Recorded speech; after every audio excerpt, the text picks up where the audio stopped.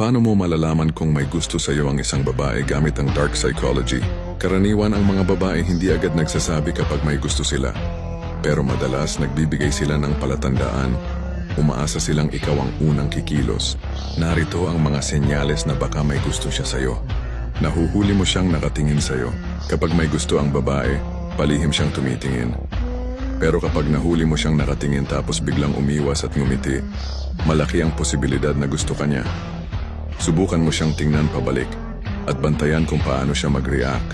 Ngayon, kung gusto mong maintindihan ang laro ng isip at emosyon, kailangan mong malaman ang galawan ng mga tao. Basahin mo ang 48 Laws of Power. Kahit si Tony Gonzaga sinabing delikado ang librong ito. Book are considered so dangerous na itong librong ito ay naging ban sa ilang prisons in the US. At totoo naman, hindi ito ipinagbabawal sa ilang presinto sa US.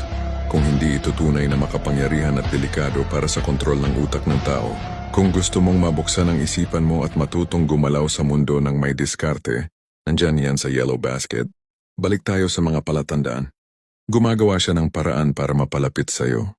Minsan, hindi aksidente ang mga coincidence na lagi kayong magkalapit. Baka sinasadya niyang maupo sa tabi mo o dumaan malapit sa'yo para magkatapik kayo. Kapag madalas siyang gumagawa ng paraan para mapalapit, may ibig sabihin yan. Inaayos niya ang buhok niya kapag nandyan ka. Kapag gusto ka ng babae, gusto rin niyang magmukhang presentable sa'yo. Kaya kung mapapansin mong inaayos niya bigla ang buhok niya o itsura niya pagpasok mo, paniguradong gusto ka niyang mapansin.